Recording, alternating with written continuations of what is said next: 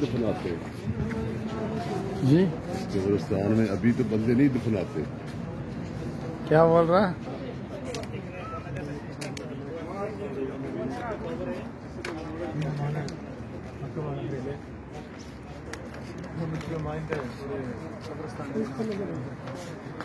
கபிரஸ்தானுடைய பெயர் மக்பரத்துல் முஅல்லா. மக்பரத்துல் முஅல்லா அல் முஅல்லான்னு இந்த கபிரஸ்தானுக்கு பேர் சொல்லுவாங்க. இந்த கபிரஸ்தானில் ஆரம்ப காலத்தில் மரணித்த சில சஹாபாக்கள் அடக்கம் செய்யப்பட்டிருக்காங்க.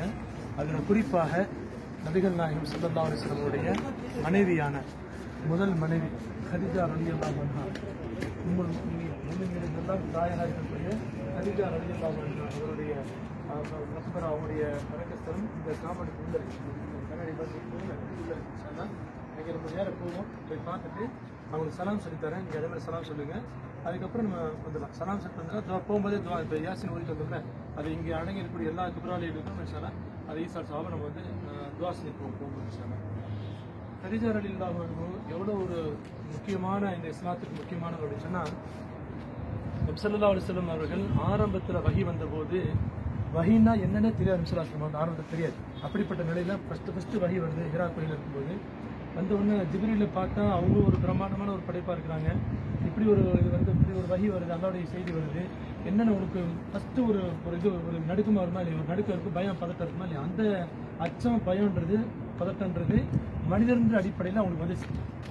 வந்த உடனே அவங்க நேர மலையிலேருந்து இறங்கி வேகமாக வந்து கதீஜா வீட்டுக்கு வந்துட்டாங்க. வந்த உடனே கதீஜா சொன்னாங்க, சம்மி நோனி என்னை போத்தி விடுங்க, எனக்கு ஒரு காரியா போத்தி விடுங்கன்னு சொன்னாங்க. கதீஜா கோத்தி விட்டாங்க. கோத்தி விட்டு கொஞ்சம் அவங்க கொஞ்சம் ஆசுவாசம் ஆனதுக்கப்புறம் திருப்பி கேட்டு என்ன ஏன் இவ்வளோ பார்த்தப்படி என்ன விஷயம் கேட்டோன்னு நடந்த விஷயத்த சொன்னாங்க. வஹி வந்த விஷயத்த சொன்ன உடனே அப்போ நான் கதீஜா சொல்கிறேன், சொன்னாங்க ஒன்றும் பயப்படாதீங்க, எதுவும் நீங்கள் பயப்படாதீங்க, வல்லாஹி லா யுஹ்ஸிக அல்லாஹு அபதா, நீங்க நினைக்கிற மாதிரி அல்லாஹ் தஆலா ஒருபோதும் உங்களை எந்த ஒரு இழிவும் உங்களை படித்து விட மாட்டான்.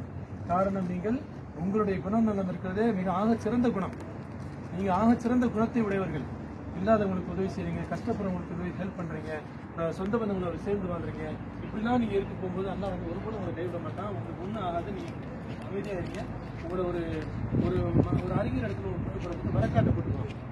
வரக்கத்துக்கு நோக்கடி சொல்லக்கூடிய கூட்டு போயிட்டு இந்த விஷயத்தை சொன்னாங்க. அப்ப அவங்க சொல்லுவாங்க, இது ஒன்றும் இல்லை, இவர் வந்து அல்லாவுடைய இந்த எந்த உலகம் இறுதி தூதரை எதிர்பார்த்திருந்ததோ அந்த இறுதி தூதர் தான் இவர் என்று அவங்க வந்து அப்ப அந்த அவங்க அங்கே நடந்த விஷயங்களுக்கு விளக்கு கொடுப்பாங்க. இவர் வந்து அல்லாவுடைய தூதர், அல்லாவுடைய கடைசி தூதர்.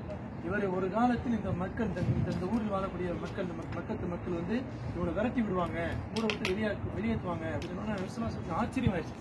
நபிசுல்லாஸ்லத்துக்கு ஆச்சரியம், என்ன நம்மள இந்த ஊரை விட்டு வெளியேற்றுவாங்க அப்படின்னு. ஏன்னா நபிசுல்லாஸ்லம் அவர்கள் மீது இந்த மக்கள் வந்து அல்லமீன்னு சொல்றாங்க, நல்ல நம்பிக்கைக்குரியவன்னு சொல்றாங்க, சாதிக்குன்னு சொல்றாங்க, உண்மையாளர்னு சொல்றாங்க. நம்ம இவ்வளவுதான் மக்கள் வந்து நல்ல ஒரு நல்ல நிலையில் வச்சிருக்கிற இந்த மக்கள் வந்து விரட்டி விடுவாங்களா அப்படின்னு ஆச்சரியப்பட்டு மரக்காட்டை கேட்பாங்க.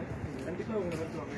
எந்த நபிமார்களுக்கும் எந்தெந்த நபிமார்களுக்கெல்லாம் என்னென்ன சூழ்நிலை ஏற்பட்டதோ அதுபோன்று உங்களுக்கு ஏற்படும் அப்படின்னு சொல்லிட்டு அந்த காலத்தில் நான் உயிரோடு இருந்தால் நான் உங்களுக்கு அரவணைப்பாக இருப்பேன் சொன்னாங்க. வரக்கா சொல்லிட்டு அவங்க கொஞ்ச நாள் அவங்க மூத்தாயிட்டாங்க.